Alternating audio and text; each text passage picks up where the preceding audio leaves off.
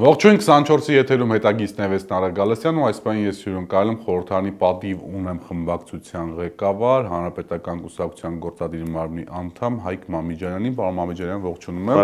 Շնորհակալ եմ շատ հրավերս ընդունելու համար։ Պարոն Մամիջանյան, ինչ impeachment 36 հոգի է պետք, որպեսզի հարցը մտնի այսպես օրակարգ, դուք այս պահին ունեք 6 ստորագրություն եւ միայն Ուր է տանում ես ամեն ինչը, ինչպես ասում են, գծե պատվող։ Տեսեք, այնպես է ստացվում, որ անդադար ես ստիպված եմ տարբեր հարթակներում բացատրել այն մտքերը, որոնք առաջադրում են այս ամեն ինչի նախաձեռնողները, Նարեկ Մալյանը եւ Էդգար Ղազարյանը, բայց քանի որ դրանք հետաքրքրական են, ես դրա հետ խնդիր չունեմ։ Ծանր է մոնոմախի գլխարկը։ Որևէ խնդիր չկա, մենք ոնց էր այդ արտահայտությունները ատում եմ, տիտրոսակիստ, տիտրոսային ընդդիմություն։ Տրամաբանությունը հետևյալն է, նախ 36-ի մասով։ Նախաձեռնողները բավական հետաքրքիր լուծում են գտել, որը ինձ դուր է եկել իր գաղափարով։ Մենք առաջ ինչ տրամաբանությամբ ենք շարժվում, որ պիտի հավաքենք 36 ստորագրությունը, մուտք անենք ու այն սահմանադրական ժամկետով 48-ից 72 եւ այլն, այդ ընթացքում լինի փողոցային ճնշում, որը բերի հավելյալ ձայներին։ Առաջարկվող մեխանիզմը հետևյալն է։ Սահմանադրությունը ասում է առնվազն 36 ստորագրություն։ Այսինքն մենք 36-ը հավաքելուց հետո շարունակում ենք ստորագրություններ ստանալ, երբ որ դրանք հասնում են 48-50 էական չի թիվը, այսինքն երբ որ արդեն տեսանելի է ճեղքված, այսպես ասած, նիստի, նոր այդպես մտնում է նիստի, որ այն ժամկետը չզսպի, բայց հələ մնում է այդ 36-ը հավաքեք։ Երկրորդ կետը։ Բացարձակ էական չի, թե ես ինչ վերաբերմունք ունեմ սկզբից փողոց հետո impeachment, թե impeachment հետո փողոց բանաձևին։ Մենք բոլորս 4 հաստատի, անգամ այս կամ այն տրամաբանությամբ փորձել ենք փողոց հետո impeachment տրամաբանությունը։ Եթե նախաձեռնողները առաջարկում են, որ impeachment-ի գործընթացը ինքնին կարող է հանդիսանալ այդ չարչրկված տրիգեր հասկացությունը, իսկ ի՞նչն է մեզ խանգարում փորձել։ Եվ մի կետ էլ ասեմ, որը շատ է քննարկվել իմ շատ գործընկերների կողմից, թե ինչքանով է գործընթացը իրատեսական, հավանական եւ այլն։ 7 տարիների ընթացքում յուրաքանչյուր պայքարին, ընդ որում դուք պատկերացնում եք 18 թվականին փողոցում Փաշինյանի դեմ պայքարել ինչ էր նշանակում։ Յուրաքանչյուր անգամ փողոց դուրս գալուց ես ու ընկերներս արել ենք ամեն ինչ, որ հասնենք հաղթանակի։ Մի անգամ շատ ենք մոտեցել, մի անգամ քիչ ենք մոտեցել, բայց ես առաջորդում եմ հետևյալ տրամաբանությամբ, երբ ես ասում եմ, ինչպես այս կադրերում երևում է դեռևս վարչապետ Նիկոլ Փաշինյանն է։ Եվ ոչ միայն այս կադրերում, շատ ավելի վատ կադրերում էլ է լիքը բաներ երևում։ Տրամաբանությունը հետևյալն է. Երբ որ դու նախաձեռնում ես կամ նախատեսում ես կամ ծրագրում ես գործողությունները, դրա յուրաքանչյուր բաղադրիչը պիտի մաքսիմալ արդյունավետ սարքես։ Փողոցը մաքսիմալ արդյունավետ, քաղաքական բաղադրիչ մաքսիմալ արդյունավետ եւ այլն։ Բայց երբ որ դու այդ աշխատանքը կատարեցիր, էլ այդ գնահատողականությունը իմ համար անընկալելի է, այսինքն պիտի հաշվենք, որ հաստատ ստացվելու է, նոր կպնենք գործի։ Պետք է բոլոր բաղադրիչներին մաքսիմալ արդյունավետ 100%, 105%, 100,000% նվիրումով կպնել ու կաթիլը ամեն դեպքում քարացակում։ Պարոն Մամիջանյան, ես համբերատար լսում եմ, բայց մոտս բազմաթիվ հարցեր են առաջանում, վերջին անգամ այսպես ընկերական բան եմ ստացել, որ ձեր այդ հարցազրույցի ժամանակ շատ եմ ընդհատել, դրա համար ականջալուր լինելով դրա համար չէին դատում։ Հիմա ասածս ինչն է, process-ը հանուն process-ի բերում հասցնում է նրան, որ ընդդիմությունը թույլ տվեք այդ գնահատական տալ ավելի վարկաբեկվում է, որովհետև գիտեք, հաղթողը մեկ բանն է, շատ են, պարտությունը որբ է, չէ, հայտի բան կա։ Եվ Փաշինյանի իշխանությունը էլ ավելի ուժեղանում է։ Հիմա դուք ասում եք 7 տարի փողոցային եւ այլն, 7 տարի փողոցային պայքարի արդյունքում հանուն անկեղծությամբ ասեմ, բազմաթիվ մարդկանց ճնշումները կարգավորվեցին, դիաբետի ցուցանիշները նորմավորվեցին, որովհետև այդքան քայլելու արդյունքում չես կարող օգուտ չստանալ։ Քաղաքական օգուտը որպես այդպեսին այս պահին չկա։ Հիմա ներողություն։ Եթե դուք անում եք գործընթաց հանուն գործընթացի, այսինքն որ էս էլ չենք արել, էս էլ փորձենք, արդյոք չեք մտահոգություն չունեք, որ դա հանգեցնելու է ձեր նկատմամբ, այսպես ասեմ, որոշակի անլուրջ վերաբերմունքի։ Կետ տար կետ գնամ։ Առաջին մենք անում ենք ձևակերպումը մի քիչ ամեն դեպքում այդքան էլ ճշգրիտ չէ, որտեղ նախաձեռնողները Նարեկ Մալյանը եւ Էդգար Ղազարյանն են, Բայց ես կարող եմ բացատրել, թե ինչի մենք մեր համաձայնությունը առանց նախապայմանների հայտնեցինք։ Ոչ սա գործընթաց հանուն գործընթացի չի։ Ու հաջորդ միտքը, որը ես կասեմ, երևի մի քիչ զարմանալի լինի քաղաքական գործչի համար։ Ես անկեղծ ասեմ, իմ ռեյտինգը ինձ այդքան էլ չի հետաքրքրում այս ամբողջ պատմության մեջ։ Դուք ճիշտ ասացիք։ Ընդդիմությունը գուցե ռեյտինգային կորուստներ կրում է նախորդիվ իրականացված պայքարներից, ընդ որում ես բացարձակ համաձայն չեմ, որ դրանք ընդհանրապես քայլել էին, բայց դա էական չի էլի, մեր քննարկելու չգիտեմ, որ դուք պրովոկացիա եք հատուկ անում, դուք էլ լրիվ այդպես չեք կարծում, որովհետև առնվազն քայլել ենք միասին։ Տրամաբանությունը հետևյալն է, եթե նայենք նախորդ պայքարներին, յուրաքանչյուր հաջորդին գալիս էր ավելի շատ մարդ, ուսրամս մենք խոսել ենք, քան նախորդին։ Ամեն պայքարից հետո բոլորը վստահ էին, որ վերջ այլևս հնարավոր չի լինի, եւ հաջորդ պայքարին գալիս էր ավելի շատ մարդ։ Եվ մեկ, երկրորդ, մենք հիմա ունենք Փաշինյանի պատմական մինիմումը ռեյտինգի։ Դա օդից չի իջել վստահաբար։ Դա այդ թվում նաեւ այս հարցազրույցի, սրա նման հազարավոր այլ հարցազրույցների, փողոցային պայքարների, փողոց փակելու եւ այլնի արդյունքա։ Մեկը ազդել է, մեկ մարդու մոտ կարծիք փոխելով մյուսը 1000 հոգու, կարևոր չի։ Հիմա եթե դուք ինձ հարցնում եք, ոնց ես դու վերաբերվում, քո ռեյտինգը նվազի, բայց Փաշինյանի նկատմամբ մարդկանց վերաբերմունքը փոխվի, եւս 100 հոգի աչքերը բացվի ու գիտակցի, թե Փաշինյանը ինչ է արել, ես օքեյ եմ դրա հետ։ Որովհետեւ ներողություն եմ խնդրում, որովհետեւ ես էլեկտորալ հաշվարկ չունեմ։ Ես չեմ մտածում պայքարելի ժամանակ, երբ որ հանրապետականը փողոցում է, ոստիկանական բռնության է ենթարկվում կամ փողոց է փակում, ես ու ընկերներս չենք մտածում ոնց կանգնենք, որ կամերան սիրուն վերցնի։ Մենք մտածում ենք ոնց անենք, որ օգուտ լինի։ Պարոն ջան, գեղեցիկ էր, էմոցիոնալ ձեր պատասխանը, բայց քաղաքականապես ես իմ հարցի պատասխանը չստացա։ Ստացաք, ես ասացի, եթե նույնիսկ այս process-ը չհասնի իրենց նախատեսած հիմնական արդյունքին, այն է Փաշինյանի հեռացմանը, ապա այն ուղղակի չի կարող վնաս տալ ընդհանուր գործին։ Հիմա եկեք ընդհանրություն այդ հիասթափություն թեզը հերկվում է էմպիրիկ փորձով։ Մինչև այս հիասթափություն էին անվանում եւ այլն, բայց ամեն հաջորդին ավելի շատ մարդ է գալիս։ Մեր ռեյտինգները չանդամ։ Գործընթացը սկսողները Հիմա դուք ինձ կասեք գնացեք գործընթաց սկսողներին հարց։ Չէ, եթե իմանամ կասեմ։ Բայց այնուամենայնիվ ես պիտի հնչեցնեմ։ Գործընթացը սկսողները առաջին իսկ վայրկյանից սկսեցին գործընթացը թիրախավորելով ոչ թե Նիկոլ Փաշինյանին, այլ թիրախավորելով ձեր ընդդիմադիր գործընկերներին Հայաստան Դաշինքին։ Այդ թվում նաև մեզ մեկ-մեկ։ Ձեզ ձեռի հետ եւ այսպես ոտքի վրա։ Հիմնական ուղղությունը Հայաստան Դաշինքինն էր։ Դե թիրախը դուք չէիք։ Հիմա հա, Էդգար Ղազարյանը, որ սկսում է Հայաստան Դաշինքի մասին խոսել, ձեռի հետ Հայկ Մամիջյանին հիշում է պտիչկա դնելու համար, բայց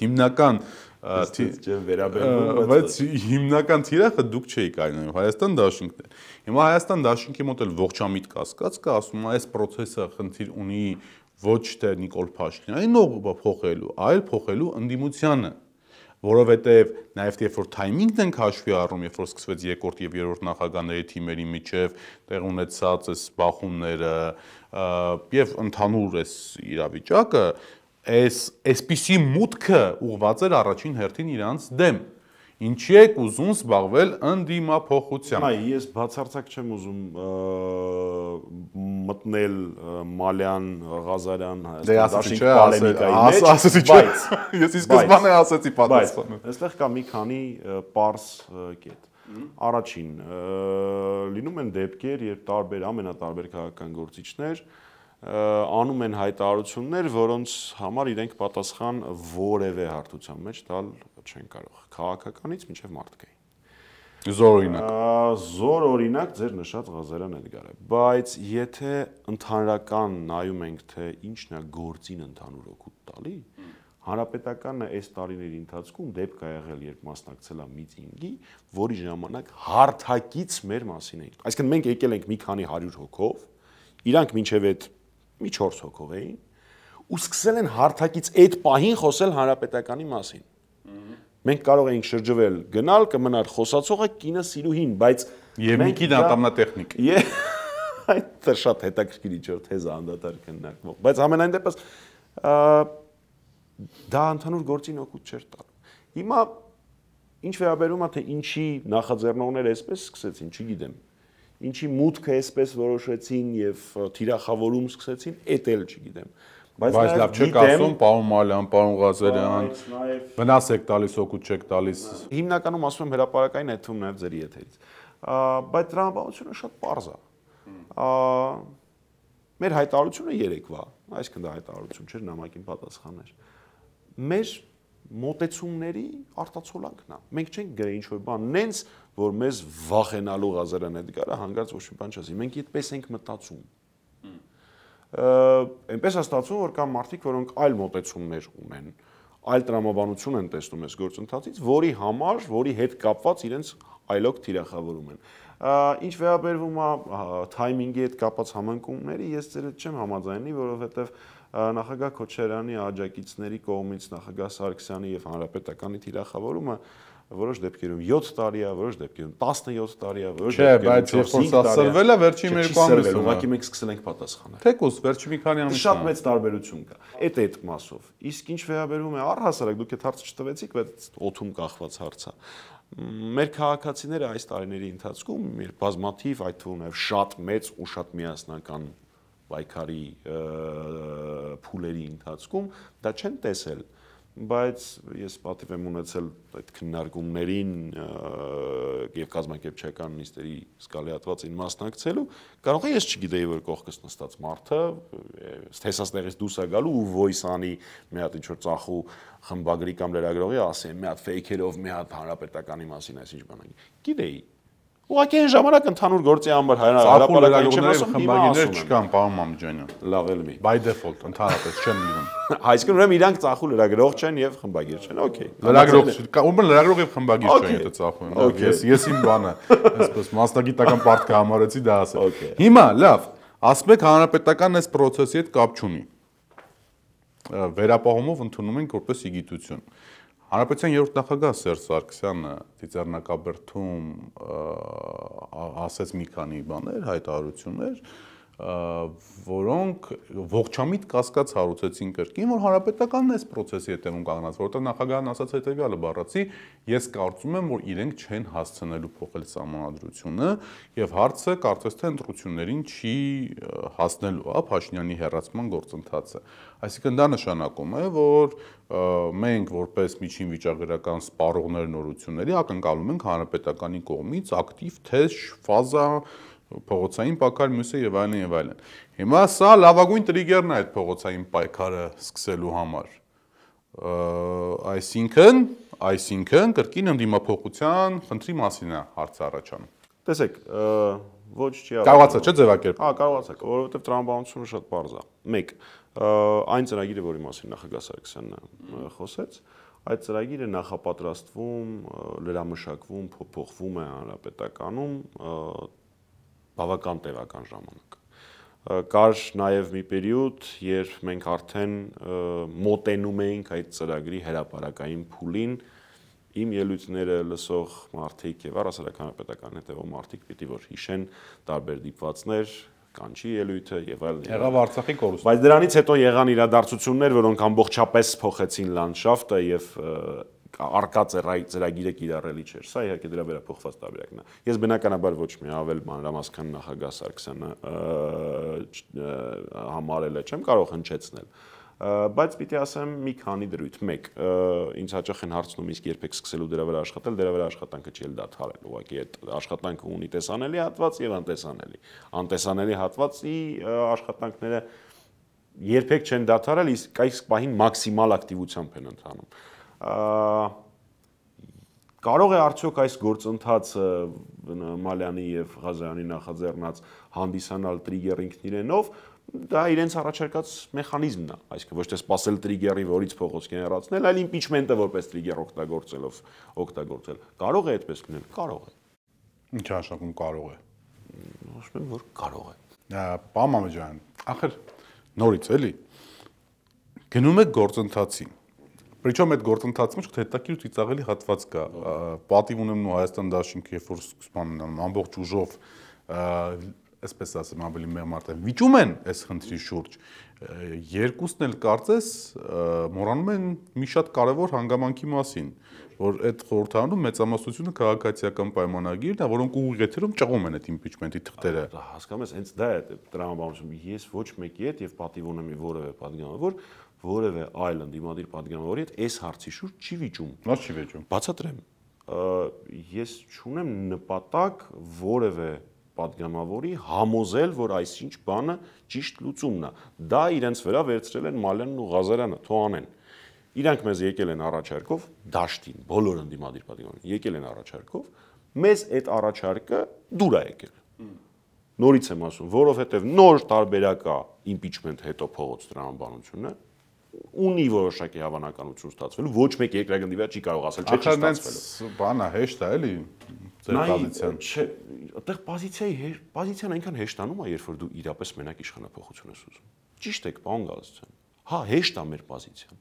Առհասարակ հանրապետականի մոտեցումները այս հարցում շատ հեշտ են, որովհետև ես հիմա ձեր հարցերին պատասխանելուց չպետք է մտածեմ, իսկ իմ երկրորդային պլաններին, ընտրությունների հետ կապված պլաններին, իմ ռեյտինգին, իմ, չգիտեմ, այսինչ տեղը քաղաքապետ կամ ես իմ ինչ ընտրությունների եւ այլն կարող է հակասի ասածս թե չէ։ Չէ։ Ունեմ մի նպատակ՝ իշխանափոխություն։ Այն ամենը, ինչ դրան կարող է օգուտ բերի, լավ է։ Այն ամենը, ինչ դրան վնասում է, վատ է։ Դրա համար այո, հեշտ է մեր պոզիցիան։ Համամեջանյան։ Հայաստանում բազմաթիվ մարդիկ ցանկանում են, որպեսզի տեղ ունենան քաղաքական փոփոխություններ, եւ սա բան է, այսպես բարձ ճշմարտություն է, հիմա չասեմ շատ քիչ, բայց բազմաթիվ տասնյակ 100,000-ավոր մարդիկ։ Հիմա տասնյակ եւ 100,000-ավոր մարդիկ ուշի-ուշով հետևում են այս գործընթացի տրամաբանությանը։ Տրամաբանությունն է, որ մենք այսօր մայիսի 7-ն ենք, վաղը 8-ը, մյուս օրը 9-ը, հետո դրանից հետո եւս 2 օր ոչ աշխատանքային ու կամաց մոտիկանում ենք ամառային արձակուրդներին, այսինքն մի 20 օր է մնացել։ Բոլորս էլ գիտենք, որ քաղաքական գործընթացները ամռանը որպես կանոն սառում են, որտեղ մարդիկ օբյեկտիվորեն ես կանոն ամռան երկրորդ կեսը թեկուս։ Հիմա, այսինքն, եթե դուք հիմա չեք սկսում այս process-ը կամ այսինքն չի արագանում այս գործընթացը, երբ պետք է լինի։ Մեխանիզմները պետք է բացատրեք, հասկանում եք։ Ջան, ախր տրամաբանությունը շատ պարզ է։ Այս պահի դրությամբ, եթե մենք քննարկում ենք impeachment process-ը, պատիվ ունեմ խմբակցությունը եւ հանրապետականը, իրանից ինչ որ ակնկալվում էր այս փուլում, դրա բոլորի պատասխանները տվել է։ Ստորագրություն հարց չկա, տեխնացու այս պահին չունենք, նաև չենք էլ ուզում ասել, որովհետև նախ չունենք, երկրորդ չենք էլ ուզում ինչ որ անուններ հնչեցնել, որովհետև ավելորդ նկարտումներ ու ամբիցիաներով չենք ուզում բարթացնել process-ը։ Եկեք քննարկենք տեխնացուի հարցը, ու մի վարքանին ստորագրում ենք։ Բոլոր շահագրգիռ կողմերը։ Դե հիմա այդ բոլոր շահագրգիռ կողմերից մեկը, որը կարծում է, որ այս գործընթացը իր դեմ է սկսվել, Հայաստան դաշինքը, արդեն ասել է, որ վարչապետի տեխնացու չունի։ Դե հիմա ասա ես այդ դրա հետ կապված ինչ անեմ։ Չէ, իսկ դուք չունեք, իրանք չունեն։ Բա շարունակությունը։ Ես եթե չեմ սխալվում, սկզբնական փուլերում, իմ եթերների ժամանակը ինչ եմ ես տալի գալիս բանին, Մալյանին եւ Ղազարյանին, բայց լավ ոչինչ։ Եթե չեմ սխալվում, սկզբնական փուլում իրանք ասել էին, որ առաջին գիշերվա իրավունքը կտան խորհրդարանական խմբակցություններին ինչպես եւ գրված է, падգամավորներին ինչպես եւ գրված է համանդրության մեջ, եւ հետո իրանք սկսեն արդեն առաջարկներով հանդես գալ, ինչքան գիտեմ իրանք հիմա կոնսուլտացիաներ են անում քաղաքական ուժերի հետ։ Այսինքն Մալյանն ու Ղազարյանում անուն ազգանունը բերեցին, դուք պատրաստ եք ստորագրել։ Ես ասացի, որ առանց ամբիցիայի, զրոյական ամբիցիայով պատրաստ եմ հետները նստել քննարկման, այսինքն դա եթե անտրամաբանական անուն չի լինելու, դե բան չեմ, դժվար Նազարյան Գեղամի անվան տակ ստորագրեմ, էլի մարդով որ 3 չէ առաջի օրը ձեր հեռուստաալիքի ճեպազրույցի եթերում 10 րոպե խոսած 11 րոպեն նախագահ Սարգսյանի մասին էր խոսում։ Ես իրան ժամանակին առանց կամերա եմ դրա հետ կապված կարծիք հայտնել։ Հիմա չեմ ուզում նույնը կամերայով ասեմ, բայց լավ կլինի պարոն Նազարյանը մի հատ վերանայի ինչ մոտեցումներ ունի, ում է դիտարկում այս կամ այն իրադարձության մեղավոր, որովհետև հասկանում եք, քանի որ պարոն Նազարյանի քաղաքական կշիռը բոլորս գիտենք, սկսում է կասկածներ առաջանալ, որ դա իրեն ինչ-որ տեղից հուշել են ասել։ Դա ԿՊ-ի մասին ավելի բան աղմկահարույց բան։ Չասերել, հա։ Հա ջան։ Չէ, ԿՊ-ի ասի որ պատրաստան միանա, ավելի համակարգություն դա ինձ արդեն վաղուց չի զարմացնում։ Վաղուց։ Կարծում եմ նայողներին էլ չի զարմացնում։ Բայց դնել քարոզել հանրապետականի նախագահ Սարգսյանի դեմ ինչ որ բաներ, քանի որ ակնհայտ բոլորը գիտեն, որ ինքը ուղղորդվում է, մի քիչ լավ չի ստացվում, էլի։ Լավ, հիմա ինչ որ է, Աստված Գեղամնազարը ինչպես ասում են, ինքը արդեն հայտարարել չի ստորագրելու, դա համար այս process-ի մասնակից չի։ Հիմա այդ մեխանիզմը, օրինակ Հովիկ Աղազյանից ու Հակոբ Ասլանյանից սպասելիքներ ունեք, որտեղ այդ երկու ձայնը իրան կարան լրացնեն։ Ես երեկել եմ դա ասել, ինձ խորհուրդ էին տալի, ասում էին շատ ագրեսիվ արտահայտություն ես անում, բայց դա է դա։ Ես սիրում եմ ուժի դիրքից բանակցել։ Ում հետ։ Ում հետ ուզում է։ Վեց պատգամավորը ոնց է ուժի դիրքից։ Դե հենց այդ է, այսինքն մեր միակ ուժ տվող միավորը ժողովուրդն է։ Այսինքն այդ բանակցությունները հաջողված կլինեն, եթե երկխոսքը գնում է մեր վարելու մասին։ Եթե մենք տեսանելի ուժ ունենանք կոնսոլիդացված ժողովրդի փողոց դուրս եկած մեր քաղաքացիների, մեր քույրերի, եղբայրների տրամաբանությամբ, այլ կերպ այդ բանակցությունը չի գնա, այն տրամաբանությամբ, որը ես եմ ուզում։ Այսինքն, եթե հարցում եք, թե ես ոնց կբանակցեի, դրա համար անհրաժեշտ է մեզ այդ գործընթացը անողներին, ովքեր որ ուզում են իշխանապողություն լինի, իրենց ուժեղացնել։ Իրենց ուժեղացնելու միակ տարբերակը դա փողոցային լայն կոնսոլիդացիան է։ Հայաստանում բազմաթիվ մարդիկ, որոնք որ ինչպես ասում են, ուզում են իշխանապողություն, նաև ուզում են հասկանան, թե այդ իշխանապողությանը ինչ է հաջորդելու։ Հիմա մի գործընթաց, որտեղ վարչապետի տեխնացուի անունը էսպային առնվազն հայտնի չէ, որին մասնակցելու միանալու հնարավորություն է տեսնում բացառապես էսպային միայն 6 падգամավոր, մյուսները ասում են բերեք 8 կստորագրենք։ ԿՊ-ականները այսօր 3 հոգի առնվազն Գայիկ Մելքոնյանը եւ 1-2 այլ ԿՊ-ականներ հայտարարեցին, որ դա անլուրջ գործընթաց է, ժողովուրդը շատ գոհ է Փաշինյանից եւ փողոց դուրս չի գա։ Հասկանում եք, ոնց որ բանի թղթե այսպես տնակ կառուցվող տնակ լինի, որը մի բանով քամու այսպես շարժունով ընկնելու է։ Տեսեք, զուգահեռը ահավոր ձևի դուրս չի գալի, ինքը շատ վատ զուգահեռ է, որովհետև նա իր էությամբ հակաղարաբաղյան շարժում էր, իսկ հիմա մենք փորձում ենք մեր երկրի անվտանգությունն ու ապագան ապահովել, բայց եթե մենք իրար հետ եթեր անեինք 2018-ի ապրիլի սկզբերին 24 օբյեկտիվորեն չկար, դժվար կարողանանք ինչ-որ մի տեղ եթեր անեինք վստահաբար մենք նույնը խոսելու էինք այդ պահին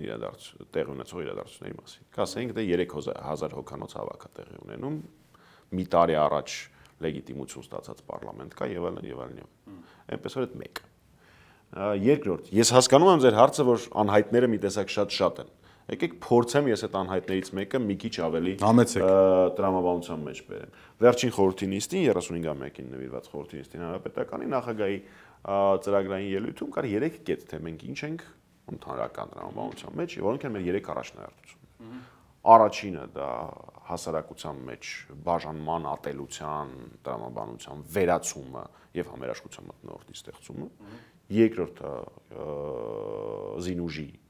բարելավումը, նեղ մասնագիտացումս չի շատ չմանրամասնեմ, երրորդը դիվանագիտական կորպուսի բարելավումը եւ արդյունավետության բարձրացումը։ Այստեղ մի քիչ ավելի շատ կարող եմ մանրամասնել, որովհետեւ մի փոքր առնչություն ունեմ այս ոլորտի հետ։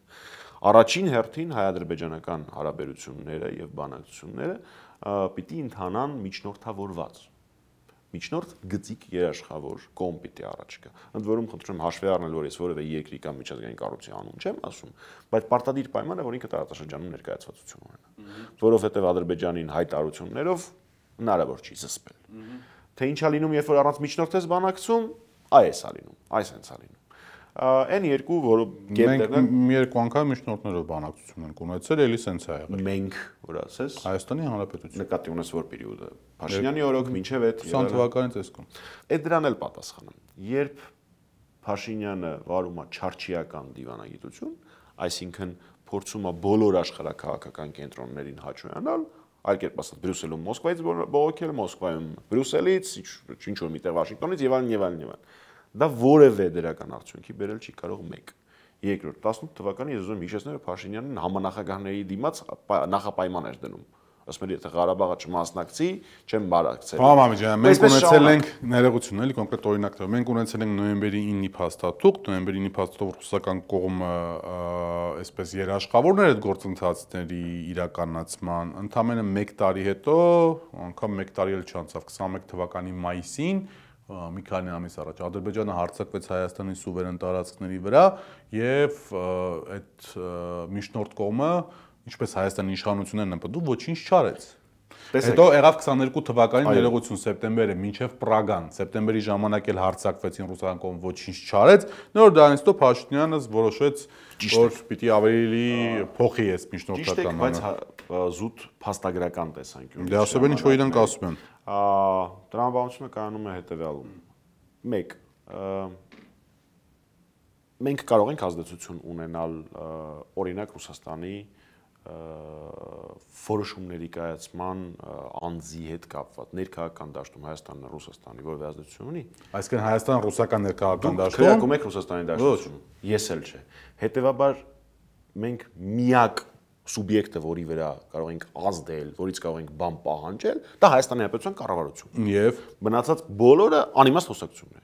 Հետևաբար, եթե դու տեսնում ես, որ դաշնակից երկիրը կամ գործընկեր երկիրները այս կամ այն կետում չեն գոհացնում, չեն բավարարում քո ակնկալիքները, դու միակ տեղը, որ ունես բողոքելու, դա Հայաստանի Հանրապետության կառավարությունն է։ Ասում ես ընկերխի, այս ինչ բանը չստացվեց։ Մենք երկար կարող ենք խոսել նոյեմբերի 9-ի հետ կապված։ Ես կարող եմ Ես հիմա չեմ ուզում նոյեմբերի հետ կապված։ Ես հասկացել եմ տրամաբանությունը եւ նույնը շարունակում։ Ես միջնորդների գործունեության մասին եմ խոսում։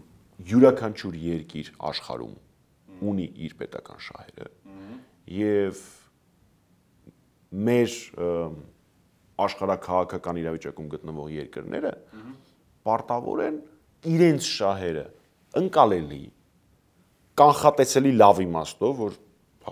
գործընկերները ու դաշնակիցը պատկերացում ունենա ինչա պատրաստվում անը, իմանա ինչ ակնկալել։ Okay։ Եվ ուժերի ներածի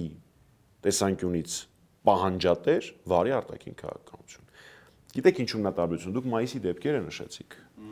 Ենթադրում եմ Փարոխի մասին եք խոսում։ Ոչ միայն։ Առաջին հերթին Փարոխի։ Գեղարքունիքի մասին եմ խոսում։ Սկսենք առաջին հերթին Փարոխից։ Երբ որ Փարոխի ժամանակ Փարոխի դեպքերից հետո Հայաստան էր այցելել Ռուսաստանի Դաշնության արտգործնախարար Լավրովը, եւ այդ ժամանակ ընթանում էր դիմադրության շարժումը։ Ես ունեցել եմ ելույթ, որի ժամանակ հստակ կետային խոսել եմ Փարոխի եւ այլ նման դրսևորումների մասին։ Բայց դուք որ նա իմ եւ օրինակ Արարատ Միրզոյանի տարբերությունը, բացառությամբ միլիոն այլ տարբերություններից։ Ես անձնական հանդիպման, աշխատանքային հանդիպման հնարավորություն Ռուսաստանի Դաշնության արտգործնախարարի հետ չեմ ունեցել։ Ինքը ունեցել է։ Եվ բայց իրանք անում էին ճիշտ հակառակը։ Իրանք խոսում էին խնդիրների մասին հարաբերություններում։ Նոյեմբերի 9-ի հետ կապված լինի որևէ կետի չկատարման, ձեր նշած կետերի։ Դրա մասին իրանք խոսում էին բացառապես հրապարակային։ Հասկանում եք, եթե ես եւ դուք մեր հարաբերությունները հաշվի առնելով իրար հետ որևէ խնդիր ունենանք, ես դրա մասին ստատուս չեմ գրելու Facebook-ում։ Բնական է։ Նույնն էլ դուք զանգելու եք, ասելու եք, ինչի այսինչ բանը արեցիր, հանդիպենք, զրուցենք, հասկանանք։ Դաշնակիցների հետ այդպես են վարում։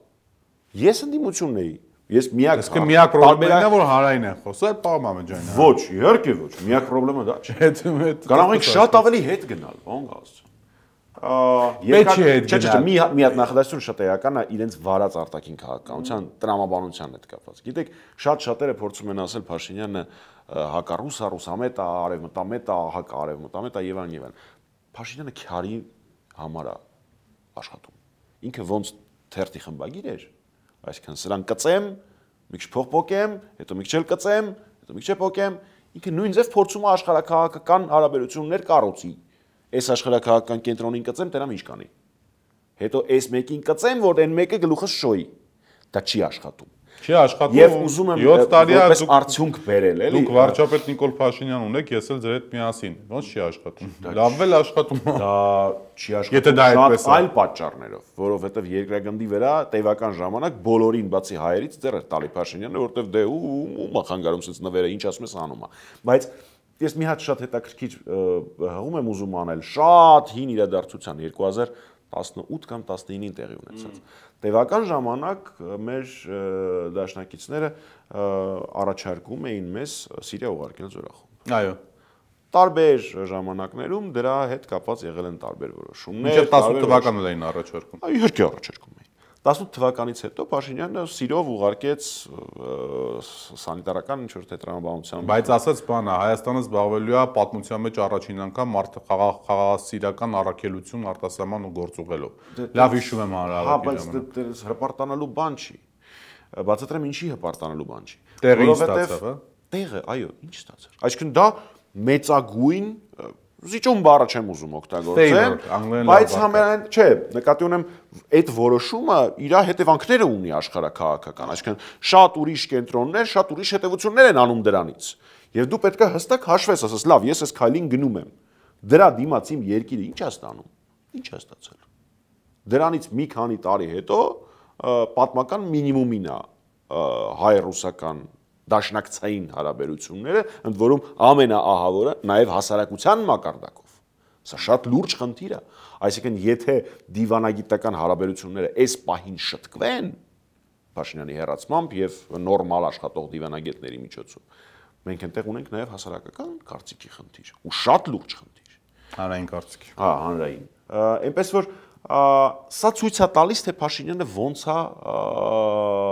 վարում դիվանագիտությունը, ինքը ոչ մի բանա մեծ կամ ոչ մի բանա հակաչի, ինքը ուղղակի չարչի է։ Պարոն Մամեջյան, ախր եկեք ընդունենք այն հանգամանքը, որ գալով իմպիչմենտին, ես ինչի ասացի, որ ինչ որ մեկը պետք է լինի, որ անձրևի տակից փախնելուց կարկուի տակ չհայտնվես, էլի։ Հիմա ինչ որ մեկը պետք է լինի, որի շուրջ ժողովուրդը պետք է համախմբի, որտեղ բում գործընթացի շուրջ մարդիկ անձ են ուզում տեսնել, այդ անձը պետք է խոսա իր ծրագրերից, մյուսից եւ այլն եւ այլն։ Միանշանակ։ Այդ անձի բացակայությունն է, հիմա կասեք դե լավ, Մալյան ու Ղազարյանը թող առաջարկեն կամ մյուսը եւ այլն, բայց ախր մի ամբողջ երկրի քաղաքական ցնցումների փուլ մտցնել, ընդդիմության մեջ մի հատ հսկայական նորից բաժանում մտցնել առանց գոնե 1-2 քայլ հրապարակայնացնելու մի տեսակ Պարոն Գալստյան, ախր նոր ասեցի։ Պատիվ ունեմ ու հանրապետականը կանեն ամեն ինչ, որ մեր կողմից ոչ ցնցում, ոչ ամբիցիա, հատուկ նույնիսկ հայտարարության մեջ էին գրել։ Ամենակարևոր բանը է գրել, վարչապետի տեխնացու չեք մոռանում։ Մանկամասի Քոչարյանն ենք պատրաստ աջակցել։ Եվ ես նորից եմ վերահաստատում, որ Հայաստան դաշինքի առաջարկած ցանկացած տեխնացու, եթե իրենք ունեն։ Դե մարդիկ նրան ասելով ենք, չունենք, մեզանից ինչ եք ուզում ասել։ Հետևաբար կա շատ པարզ տրամաբանություն, տեխնացուի անձը միակ խնդիրն է, որը մեզ զատում է